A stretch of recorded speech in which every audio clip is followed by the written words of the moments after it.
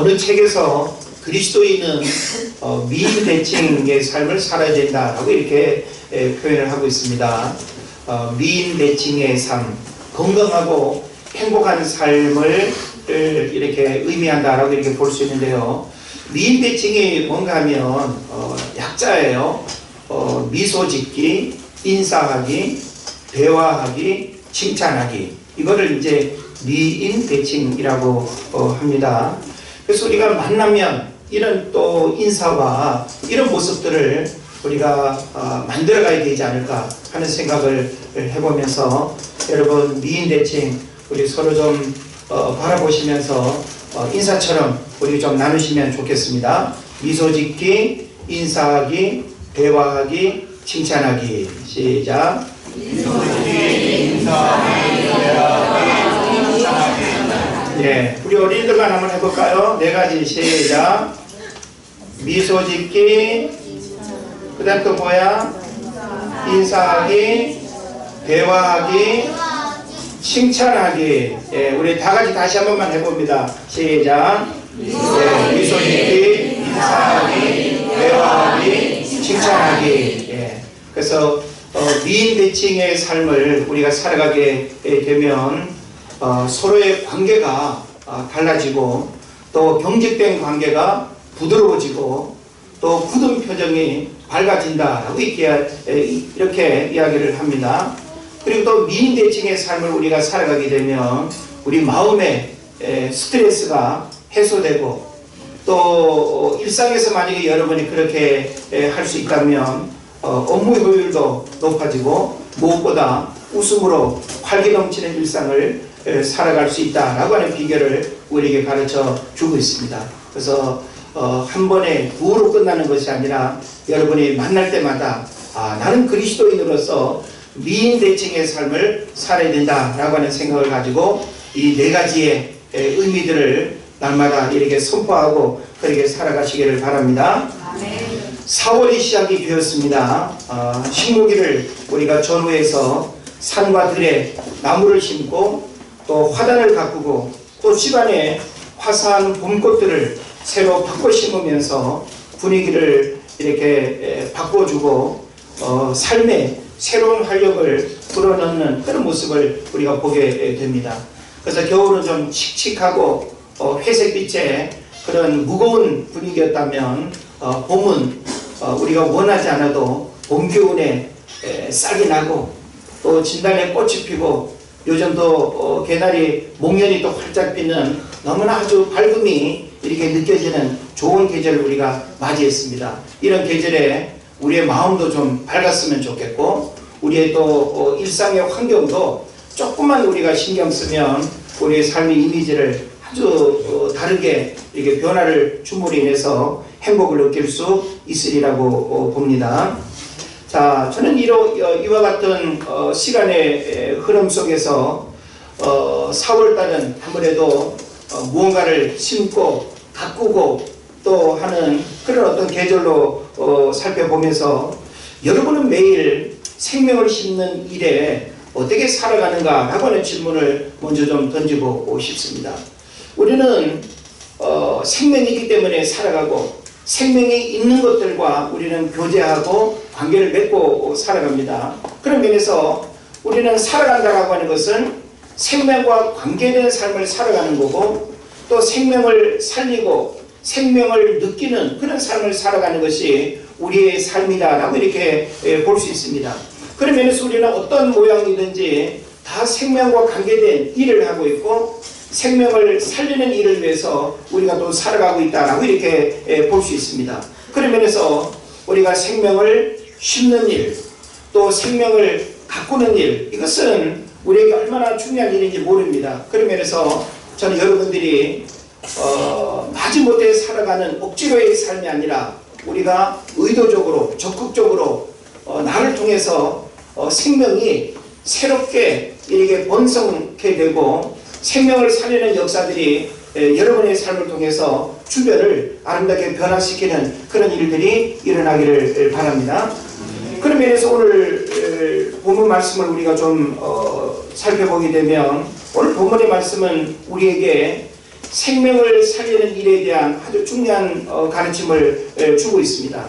자, 30절로 우리가 32절까지 읽었는데 30절에 어떤 말씀을 하고 있는가 하면 우리가 하나님의 나라를 어떻게 비교하며 또 무슨 비유로 나타낼까라고 이렇게 말씀을 하고 있습니다. 하나님 나라의 비교와 비유를 통해서 생명에 대한 말씀을 우리에게 주시기를 원하는 거예요. 자, 그런데 하나님 나라의 비교와 비유를 말하는데 풀어가는 그 핵심 내용이 뭔가 하면 겨자씨 한 알과 같으니 라고 이렇게 설명을 하고 있습니다. 그래서 이제 제가 좀 더 구체적으로 여러분과 말씀을 나누긴 할 텐데, 여러분이 기본적으로 이제 이해해야 될 부분이 뭔가 하면 우리는 이 4월을 맞이해서 생명을 우리가 가장 가깝게 느끼고 또 생명을 우리가 또 심고 가꾸고 하는 그런 계절 속에서 우리도 구체적인 어떤 생명의 삶을 우리가 경험하면서 살아야 되겠다라고 하는 건데, 그런 측면에서 오늘 본문의 내용은 우리에게 아주 중요한 가르침을 주고 있습니다. 그 하나하나를 좀 먼저 살펴보려고 하는데요. 성경은 우리에게 하나님 나라의 비교와 비유로 먼저 말씀을 하고 있습니다. 자, 신앙생활의 궁극적인 목적은 세상 나라가 아니라 하나님 나라입니다. 우리는 땅에 속해 있기 때문에 눈에 보여지는 세상 나라가 가장 먼저 눈에 들어오고 관심을 갖게 되죠. 근데 우리가 신앙생활이라고 하는 측면에서는 세상 나라가 우리의 관심사가 아니라 하나님 나라가 우리의 관심사다라고 하는 사실을 알아야 될 겁니다. 그래서 우리의 관심사는 사람이 다스리는 세상 나라가 아니라 하나님의 통치와 다스림이 있는 하나님 나라에 관심을 가져야 된다라고 하는 사실이죠. 그래서 우리가 성경을 보게 되면 하나님 나라는 복음서에서 가장 중요한 메시지고, 사도 바울을 통해서도 하나님 나라는 그의 사역의 핵심이 하나님 나라였습니다. 그렇다고 한다면 오늘날 우리의 믿음 생활에서도 가장 중요한 게 뭐라고 우리가 이해를 해야 될까요? 하나님 나라가 우리들 신앙의 가장 궁극적인 목적일 뿐만 아니라 우리의 관심사가 되어야 된다는 하는 사실을 가르쳐 주고 있는 겁니다. 자, 그래서 세례 요한을 우리가 성경에서 보게 되면 세례 요한이 광야에서 외쳤던 메시지의 핵심이 뭔가 하면 회개와 하나님 나라였습니다. 회개하라, 천국이 가까웠느니라, 그렇게 말씀하고 있죠. 이건 바로 회개와 하나님 나라가 세례 요한을 통해서 가장 중요하게 선포되는 말씀의 중심이었다라고 하는 사실을 우리가 보게 되는 것이죠. 그리고 이제 또 예수님의 공생의 사역을 시작하게 되는데, 예수님의 공생의 사역의 핵심도 바로 뭔가 하면 회개하라, 천국이 가까웠느니라. 그러니까 회개와 하나님 나라는 세례 요한의 사역에서도 가장 중요한 부분이었고, 그리고 예수님에게서도 가장 중요한 메시지였다라고 하는 겁니다. 그 다음에 우리가 또 이 사도 바울을 우리가 보게 되면 사도 바울도 전도와 또 회당에서의 그 가르침의 핵심이 바로 하나님 나라였습니다. 그래서 우리가 신앙생활의 궁극적인 목적이 하나님 나라라고 하는 이 얘기는 뭔가 하면 하나님 나라를 빼놓고 신앙생활을 한다는 것은 대단히 무의미하다는 거예요. 그러니까 먹고 마시는 모든 신앙의 목적과 핵심이 하나님 나라와 결부되어 있다는 거예요. 우리는 대한민국이라고 하는 세상 나라에 속해 있기 때문에 세상 나라에서 벌어지는 여러 가지 어떤 정치, 경제, 사회, 문화의 그런 일들에 대해서는 민감하게 우리가 반응하고 잘 느껴요. 그런데 하나님 나라에 대한 이해는 많이 부족한 게 우리의 모습입니다. 근데 사실 우리가 어떤 나라를 더 잘 알아야 될까요? 예, 세상 나라보다는 하나님 나라를 더 잘 알아야 돼요. 물론 우리는 세상 나라도 중요하고 하나님 나라도 중요하다라고 하는 이 두 나라 사이에서 우리가 살아가고 있어요. 예. 그래서 우리는 이 두 나라 사이에 살아가고 있기 때문에 어느 한 나라가 더 중요하다 덜 중요하다라고 하는 측면에서 바라볼 것이 아니라 이 두 나라 사이에서 우리의 관심사와 그리고 두 나라에 대한 성경적인 올바른 이해를 통해서 세상 나라에 속한 삶은 어떠해야 하고, 그리고 구원받은 하나님의 백성으로 하나님 나라에 대한 또 이해를 우리가 어떻게 해야 되는가라고 하는 부분을 아는 것이 중요하다는 것이죠. 그래서 제가 여러분에게 생명에 대한 말씀을 이렇게 전하면서 하나님 나라를 먼저 이렇게 풀어가는 이유가 있어요. 하나님 나라에 대한 이해가 없으면 생명에 대한 메시지가 되게 추상적인, 뭔가 이렇게 강하게 들려지기는 하는데, 내가 왜 생명에 관심을 갖고 생명을 살리고 생명에 내가 목숨 걸어야 되지? 그게 우리가 이해하기 어려운 문제가 될 수 있는 거거든요. 그런 면에서 우리는 바로 하나님 나라라고 하는 이 분명한 이해야말로, 내가 이 땅을 살아가지만 왜 내가 생명을 살리고 생명의 씨앗을 뿌리고 생명을 갖고 가는 그 일들을 왜 우리가 해야 되는가라고 하는 사실을 여러분이 이제 깊이 이해하게 되는 겁니다. 자, 세상 나라는 기본적으로 불완전하고 구원받아야 할 도성입니다. 맞죠? 그래서 수많은 정치 지도자들이 내가 세상을 바꿔보겠다고, 그리고 세상 나라를 내가 행복하게 만들어 보겠다고 수많은 사람들이 등장하고, 또 자신의 어떤 전문 지식을 가지고 그렇게 소리치지만 세상은 변하지 않습니다. 세상에 우리 인생의 고질적인 근본적인 문제들은 여전히 해결되지 못한 채 수많은 갈등과 대립 속에서 여전히 아파하고 고민하는 이런 모습을 우리가 보게 되는 것이죠. 그런 면에서 우리는 불완전하고 구원받아야 할 이 세상 나라에 우리가 마음을 두고 여기에 올인하고 세상 나라가 내 삶의 전부라고 생각한다고 한다면 우리는 하나님 나라가 줄 수 있는 가장 소중한 것을 잃어버리게 된다는 거예요. 그러면서 저는 여러분이 세상 나라와 하나님 나라에 대한 균형 잡힌 이해, 그리고 세상 나라에 대한 이해를 통해서 하나님 나라가 왜 소중한가도 우리가 깨달아 알아야 된다고 하는 사실이죠. 여러분, 어거스틴이라고 하는 인물을 아시죠? 어거스틴은 영원한 도성으로 여겨졌던 로마의 멸망을 경험했어요. 로마가 멸망을 이렇게 이제 하는 시대에 살았는데, 그 당시 로마 제국이라고 하는 이 나라는 영원한 로마로 생각할 만큼 로마는 망하지 않는다. 로마는 쇠락하지 않는다. 이것이 그 당시 사람들이 느끼는 그런 이제 시각이었습니다. 근데 어느 날 북방에서 내려온 그 반달족들에 의해서 로마가 멸망을 당하거든요. 물론 하루아침에 딱 멸망이 된 건 아니지만 멸망을 당하게 된 여러 내부적인 요인들과 외부적인 요인들이 부딪히면서 하루아침에 로마가 멸망을 당했어요.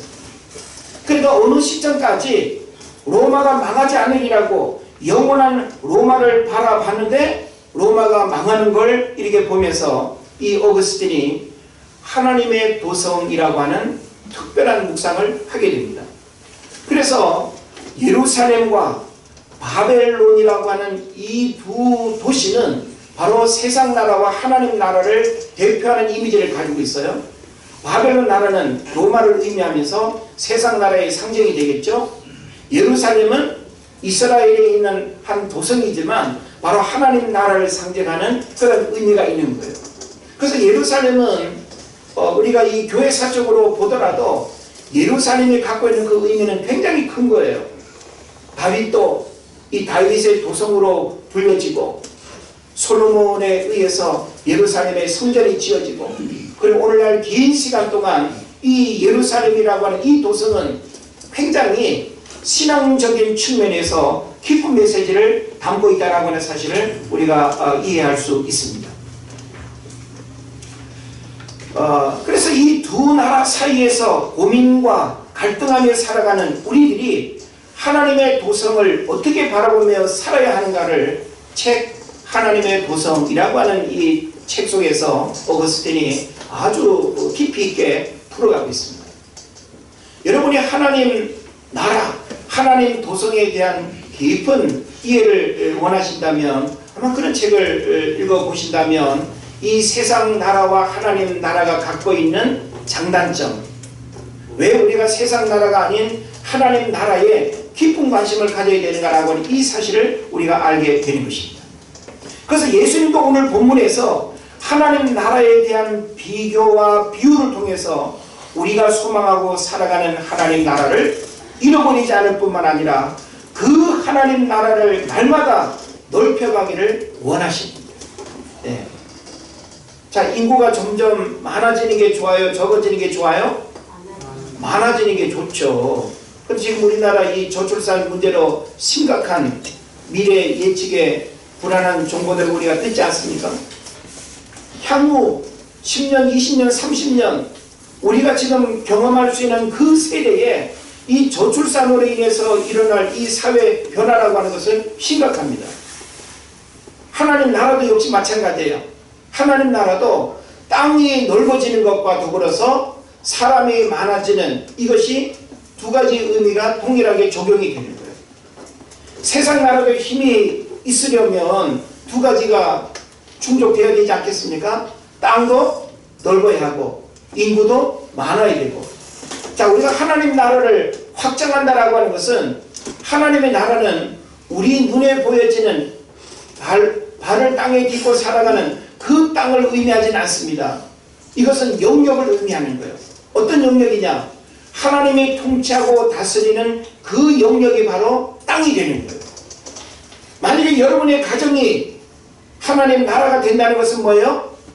하나님이 통치하고 다스리는 곳이라면 그 가정이 하나님의 나라가 되는 거예요.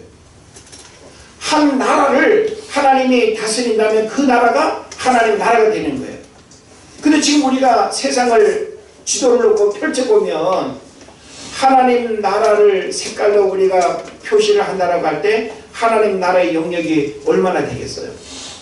이슬람이 차지하고 있는 영역, 불교가 차지하고 있는 영역 엄청납니다. 점점 더 하나님의 나라가 좁아지고 있다는 거예요.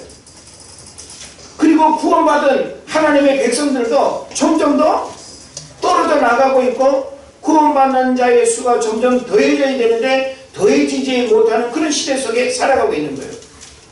그러니까 하나님 나라라고 하는 측면에서 보면 이 영역을 넓힐 뿐만 아니라 하나님 나라 백성이 점점 더 많아져야 하는 이 일은 먼저 구원받은 저와 여러분에게 주어진 숙명 같은 이 땅에서의 숙제다라고 하는 사실을 여러분 믿으시기를 바랍니다. 자, 그러면서 그 하나님 나라의 핵심이 뭔가 하면 오늘 비유 속에서 설명하기를 겨자씨 한 알과 같으니 라고 이렇게 표현하고 있습니다. 자, 하나님 나라를 세상 나라와 비교하고 비유로 이야기를 하는데 그 핵심이 뭐라고요? 겨자씨 한 알과 같으니인가요? 같으나인가요? 네, 같으나 하여튼 네. 겨자씨 한 알과 같다는 거죠. 네. 자, 여러분 겨자씨를 보셨나요? 우리나라에서 겨자씨, 여러분 뭐 이렇게 그 먹는 그 겨자 그렇게 생각하면 안 됩니다. 네. 그래서 겨자씨는 여러분 보이세요? 잘 안 보여요? 예, 아무것도 없습니다. 사실 겨자씨는 제가 이렇게 보이세요 하면 눈앞에서도 이렇게 잘 안 보일 만큼 아주 작습니다. 근데 이 작은 겨자씨가 싹이 나서 자라게 되면 한 150cm 정도, 예? 하나의 나무처럼 보여질 정도로 자라는 게 겨자씨예요. 그래서 오늘 성경에서는 하나님 나라를 이야기하면서 하나님 나라의 이야기를 뭘 비유로 지금 말씀하려고 해요? 겨자씨 하나를. 그래서 오늘 여러분이 뭐 겨자씨를 제가 갖고 있다 하더라도 여러분 예? 지금 앉은 자리에서 볼 수도 없을 뿐만 아니라 하여간 핵심은 뭔가 하면 오늘 성경에도 나와 있는 것처럼 모든 씨들 중에 가장 작다는 거예요. 예. 안경 쓰는 분들은 안경 뽑고도 볼 수 없고 쓰고도 볼 수 없을 정도로 아주 작아요. 예. 저는 뭐 신학교 때 어느 교수님이 이스라엘에서 갖고 온 겨자씨 이렇게 본 적이 있는데, 예. 뭐 잘 안 보여요. 작습니다. 하여튼. 자, 그래서 저는 이 겨자씨 하나가 같다라고 하는 이 의미를 우리가 먼저 좀 이해를 했으면 좋겠어요. 자, 이것은 뭘 의미하는가 하면 사람이 관심이 없으면 혹은 영적으로 눈이 멀면 하나님 나라도 보일 듯 말 듯 무관심으로 지나칠 수 있다는 거예요. 자, 겨자씨를 하나님 나라로 지금 설명하고 있는데 이 겨자씨라고 하는 하나님 나라는 오늘 영적인 측면에서 보면 많은 사람들이 이 겨자씨 같은 하나님 나라에 대한 관심이 없어요. 영적으로 눈이 멀면 이 보일 듯 말 듯한 이 작은 겨자씨 볼 수도 없을 뿐만 아니라 보려고도 안 하는 이런 무관심의 모습들을 우리가 생각을 해볼 수가 있는 겁니다. 자, 근데 성경은 이 겨자씨가 심길 때에는 하면서 표현하고 있습니다. 그래서 오늘 우리가 본문에서 두 가지의 아주 중요한 메시지를 우리가 살펴보게 될 텐데, 하나는 심길 때에는 그리고 심은 후에는, 이렇게 두 가지로 성경에서 설명하고 있어요. 자, 하나님 나라를 설명하는 이 겨자씨가 심길 때에는 어떤 모습입니까? 세 가지의 특징을 성경에서 우리에게 말해주고 있는데, 하나는 뭔가 하면 작다는 거예요. 어떻다고요? 작다. 예. 그 다음에 또 하나는 보잘것없다. 예. 우리는 작은 것에 별로 깊은 관심을 안 갖지 않습니까? 예. 그래서 보잘것없다라고 하는 것, 그리고 또 생명이 있는 하나님이라고 하는 것, 이걸 지금 성경에서 설명을 하고 있습니다. 그래서 겨자씨가 심길 때는 어떤 모습인가 하면 세 가지의 특징을 가지고 있는데, 작다라고 하는 것, 그리고 보잘것없다라고 하는 것, 그리고 생명이 있는 하나님이라고 하는 것, 이걸 우리가 좀 주목을 해야 됩니다. 그래서 우리가 하나님 나라를 위해서 심어야 하는 것은 우리에게 뭘까요? 오늘 우리에게 겨자씨와 같이 하나님 나라를 위해서 우리가 심어야 된다고 하는 것은 영혼 구원을 의미하는 것입니다. 우리는 이미 심겨진 나무로서 성장하고 열매 맺고 있는 줄로 믿습니다. 그러나 하나님은 이 땅에 예수 그리스도의 피 묻은 복음이 생명의 씨앗 되어서 그리스도의 푸른 계절이 오기를 원하십니다. 그래서 이건 바로 궁극적으로 저와 여러분을 통해서 겨자씨를 심는 것과 같은 영혼 구원의 그 사명은 바로 하나님 나라를 확장해 나가는, 하나님 나라를 넓혀가는 아주 중요한 일이 된다라고 하는 사실을 우리에게 가르쳐 주고 있는 것입니다. 우리가 누군가를 존경하기 위해서 바라보는 그 한 사람은 겨자씨와 같은 모습일 수 있습니다. 자, 지금 우리가 교회 안에 혹은 교회 밖에 낙심자와 태신자를 우리가 마음에 품고 기도하면서 그들을 어떻게 하든지 함께 예배하고 함께 믿음 생활하는 공동체의 한 사람이 되기 위해서 우리가 기도하고 있죠. 자, 그런데 우리가 지금 마음에 품고 영혼을 구원하기 위해서, 교회로 인도하기 위해서 우리가 바라보고 있는 그 한 사람은 오늘 성경에서 언급하고 있는 것과 같이 그들이 뭐와 같다는 거예요? 겨자씨와 같다는 거예요.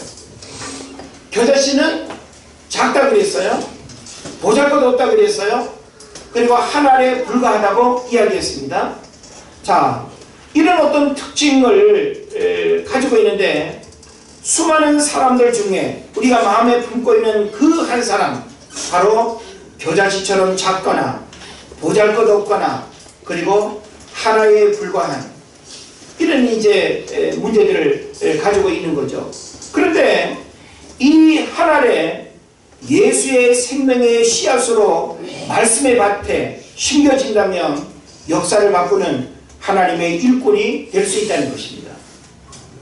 그냥 우리가 구원받지 않은 상태로 어떤 낙심자와 태신자를 우리가 바라볼 때는 그냥 별로 의미를 부여할 수 없는 그런 작은 존재에 불과하다는 거예요.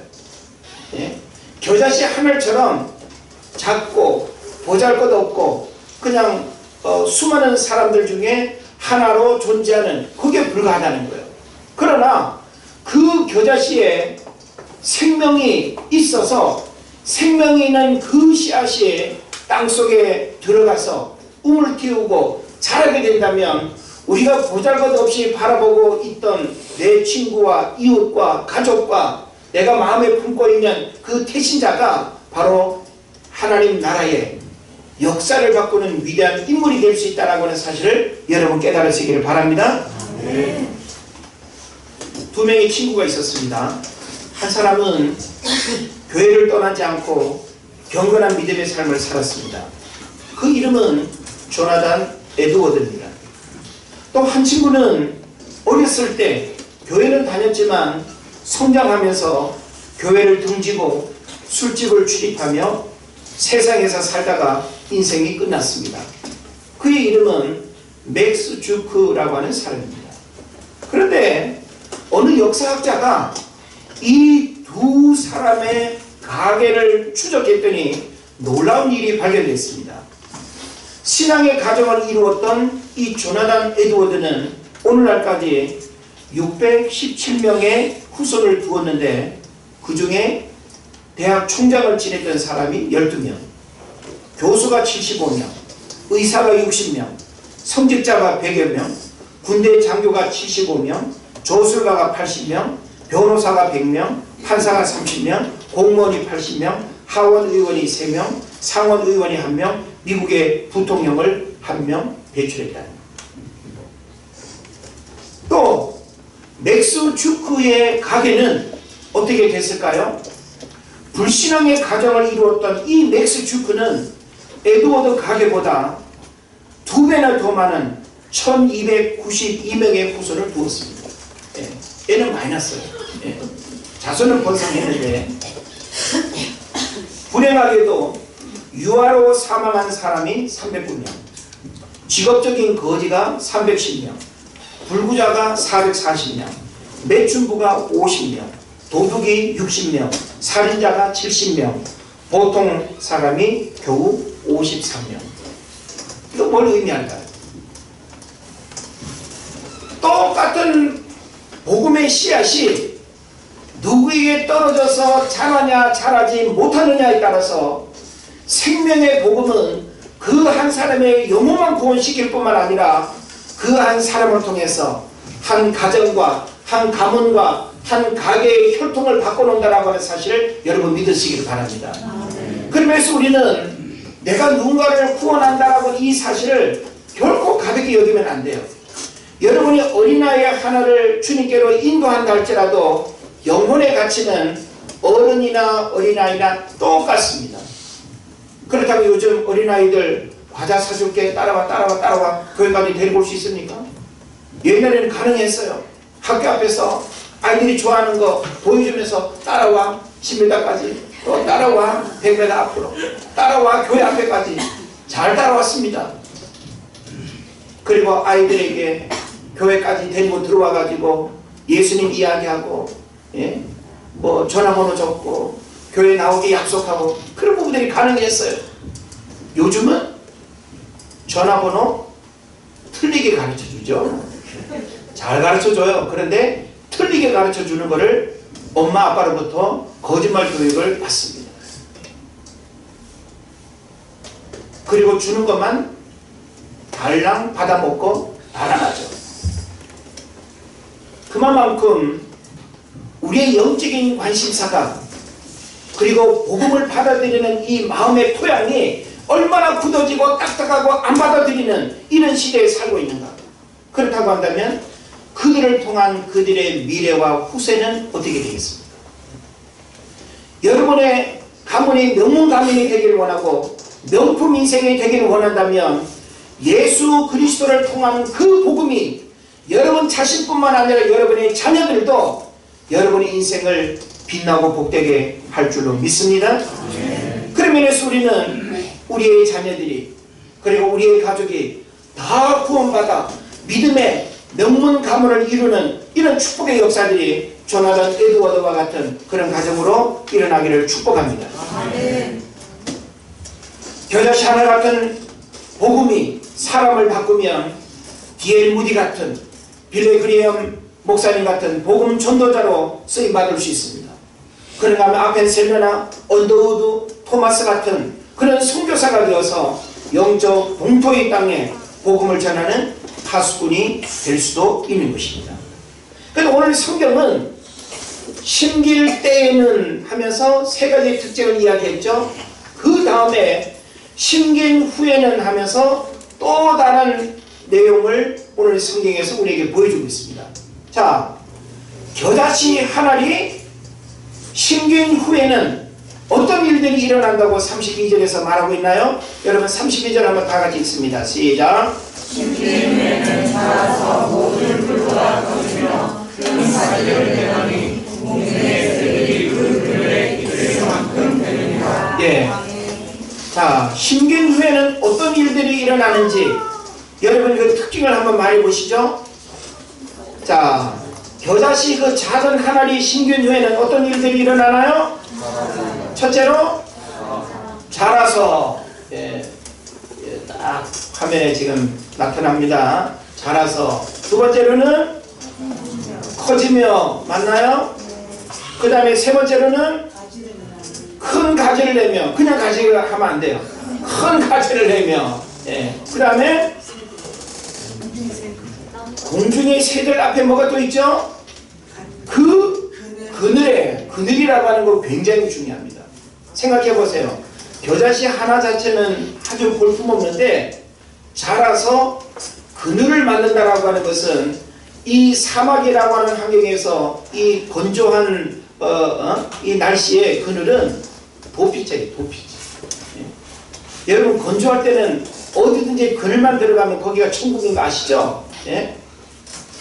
이 그늘은 굉장히 중요한 의미가 있는 거예요. 그늘에 그랬죠. 또 하나는 새들이 깃들인다 그랬어요. 자, 그냥 우리가 이 말씀을 한 구절로 읽으면 그냥 뭐 편안하게 그 내용을 우리가 큰 의미 없이 우리가 그냥 읽는 걸로 끝낼 수 있습니다. 근데 제가 이 말씀을 묵상하고 말씀을 이렇게 준비하면서 심긴 후에 이 겨자씨 한 알로 말미암아 벌어지는 그 변화라고 하는 것은 놀라운 의미를 갖고 있다는 거예요. 자, 무엇을 의미합니까? 바로 생명의 특징과 능력을 보여주고 있습니다. 저는 여러분이 지난주로부터 여러분이 낙신자와 태신자들에게 전달하는 이 복음 편지는 지금 오늘 우리에게 있어서 겨자씨 한 알의 메시지를 담고 있다는 사실 여러분 믿으시기를 바랍니다. 네. 자, 오늘 우리에게 겨자씨 한 알이 뭐라고요? 복음 편지. 네? 오늘 여러분에게 겨자씨 한 알이 뭐라고요? 복음 편지입니다. 우리는 지난주에 복음 편지를 전달했습니다. 오늘 여러분이 또 셀마더들을 통해서 멤버들이 다 같이 이제 복음 편지를 또 받아서 겨자씨 하나를 심는 일들이 일어나게 될 겁니다. 이 복음 편지를 찾아가고 만나고 전달하는 것은 생명의 씨앗을 심는 것과 같습니다. 예? 우리는 지금 성경의 어떤 내용만으로 그냥 겨자씨를 어디서 구해가지고 하나 심는 그걸 우리가 지금 그대로 적용할 이유는 없습니다. 성경의 가르침은 오늘 우리로 하여금 겨자씨 하나와 같은 그 일을 우리로 하여금 할 수 있는데 그게 바로 지금 우리에게 주어진 복음 편지의 역사라고 하는 것입니다. 이 생명의 씨앗이 마음밭에 심겨지기만 하면 어떤 일들이 일어날까요? 성경을 보면 먼저 자란다고 했습니다. 그죠? 자란다고 했어요. 자, 여기서 자란다라고 하는 건 뭘까요? 뭐가 있기 때문에 자라는 거예요? 생명이 있기 때문에 자라는 거예요. 그래서 고린도전서 3장 6절 7절에 뭐라고 말씀합니까? 나는 심었고 아볼로는 물을 주었으되 오직 하나님은 자라나게 하셨나니 그런즉 심는 이나 물 주는 이는 아무것도 아니로되 오직 자라나게 하시는 하나님뿐이니라. 우리의 역할은 분명히 있어요. 우리의 역할은 뭐예요? 심는 거예요. 그런데 그 심은 것이 자라나게 하는 일은 누가 해요? 하나님이 하는 거예요. 우리는 병원 가서 약 먹고 치료받을 수 있어요. 그런데 낫게 하는 것은 약이 아니에요. 약은 그냥 내가 처방받아서 먹을 뿐이에요. 여러분 약을 먹었다고 다 고쳐졌습니까?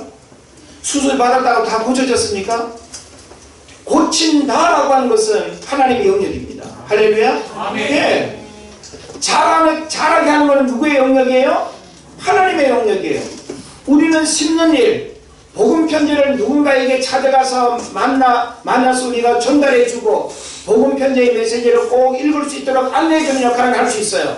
근데 그 복음 편지를 읽고 마음밭에 그 복음 편지의 메시지가 씨앗으로 자라나게 하는 일은 사람의 일이 아니라 하나님의 일이다. 할렐루야. 아멘. 예. 그래서 자라게 하시는 하나님을 바라보고 믿음으로 기도하시고 열심히 심으시기를 바랍니다. 아멘. 무엇보다 기도의 온도와 습도가 맞으면 생명이 자라납니다. 제가 여러분에게 복음 편지를 전달하는 일에 있어서 그 앞에 뭘 강조하죠? 기도로 하라 그랬어요. 기도하고 찾아가고 기도하고 전달하고 그리고 그 영혼을 위해서 기도하라 그랬어요. 여러분 왜 우리가 어떤 일들을 시작할 때 여러분이 누군가를 만나거나 사업을 시작하거나 혹은 뭐 직장을 선택하거나 이 많은 어떤 선택의 상황에서 왜 우리가 기도해야 됩니까? 이것은 기도가 요식행위가 아니라 여러분의 기도는 그 일을 올바르게 분별하고 그 만남을 올바르게 헤아릴 수 있는 지혜를 주시고 그리고 하나님이 친히 그 일들을 이루어가게 하시는 대단히 중요한 신앙 고백인 거예요. 그러면 우리는 하나님께서 친히 우리 삶의 모든 일들을 주관하시도록 기도의 온도와 습도가 맞아야 자란다라고 하는 사실을 여러분 깨달으시기 바랍니다. 근데 오늘날 기도의 온도가 뜨겁진 않아. 기도의 습도가 맞질 않아. 우리의 기도의 온도와 습도가 맞지 않으니까 생명이 자랄 수 있어요? 없어요? 없어요. 자, 여러분 땅이 메마른 상태에서 씨를 뿌려봐야 싹이 납니까? 안 납니까? 안 납니다. 봄 가뭄이 심하면 뭐가 문제가 되죠? 씨를 심는 것까지는 사람이 하는데 싹이 나서 자라게 하는 이 일이 일어나지 않는 거예요. 뭐가? 온도와 습도가 맞지 않으면 안 되는 거예요. 제가 지금 집에서 병아리 부화를 지금 진행 중에 있습니다. 우리 어린이들 잘 들으세요. 자, 근데 병아리가 부화되기 위해서는 38도 어간의 온도와 50%의 습도가 맞아줘야 21일이 되면 그 안에서 병아리가 삐약삐약 깨어나는 거예요. 자, 똑같은 유정란이라도 온도와 습도가 맞지 않으면 그거는 달걀 프라이로 그냥 먹어 치우는 거예요. 그 얘는 어느 시골에 뭐 냉장고 위에 그냥 달걀을 그냥 올려놨대요. 근데 온도가 이게 여름에 잘 맞아가지고 어느 날 냉장고에서 삐약삐약 그냥 하는 일이 일어났대요. 뭐가 맞으니까? 예, 온도와 습도가 맞으니까 그런 일도 일어나는 거예요. 예? 여러분, 한 생명이 잉태되고 한 생명이 축제로 돌아오는 것은 여러분의 기도와 온도가 맞아야 돼요. 형식적으로 하지 마시고요. 기도와 온도를 맞춰서 생명의 역사가 일어나는 이런 일들이 일어나기를 바랍니다. 그 다음에 또 성경을 보게 되면 어떻게 한다고 했어요? 커진다고 했어요. 커진다고 했어. 이건 뭘 의미하는가 하면 변화를 의미합니다. 다시 말하면 전혀 예상 밖의 모습으로 바뀌는 일들을 하나님이 행하신다는 거예요. 내가 누군가에게 복음을 전했어요. 근데 그 사람이 복음을 받아들이고 복음이 싹이 나게 됐어요. 그러면 이제 자라고 커지는데 커진다는 것은 그 사람이 복음으로 말미암아 변화가 일어나는 것을 성경이 말하고 있는 거예요. 그 다음에 큰 가지를 낸다고 했습니다. 이것은 담쟁이 넝쿨이 담장을 넘어 뻗어가듯이 또 다른 생명을 낳아 번성하며 열매를 맺는 복음의 일꾼이 된다는 사실을 교훈합니다. 그래서 평범하게 그냥 구원받은 자로 살아가는 경우도 있지만 큰 가지를 낸다고 하는 것은 내가 복음의 씨앗을 뿌린 사람들 중에 어떤 사람은 청출어람 그 복음을 전한 사람보다 더 훌륭하게 더 큰 인물이 되는 경우도 우리가 보게 되죠. 그게 바로 뭔가 하면 큰 가지를 낸다는 거예요. 그 다음에 또 그늘을 말하고 있습니다. 그죠? 그 그늘에 했죠.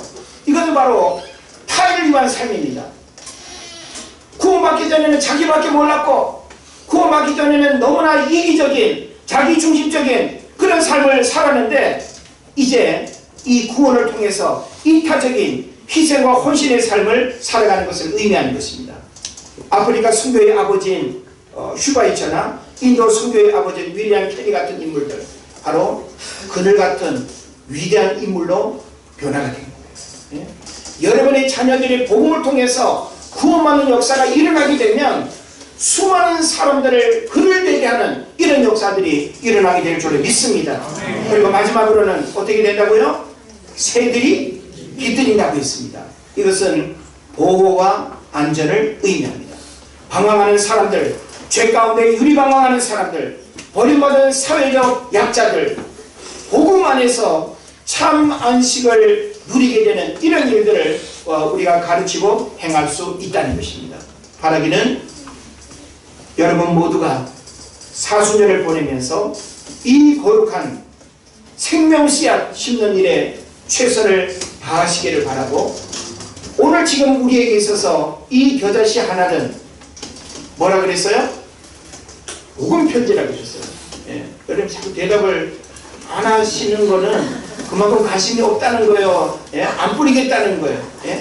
지금 목회자는 계속 하나님 나라로부터 겨자씨 이 겨자씨를 심을 때와 심은 후에 지금 일어나는 이 엄청난 이야기를 지금 이야기하고 있는데 여러분이 잘 이렇게 따라와 줘야지 예? 안 걸려드네 오늘 말씀에.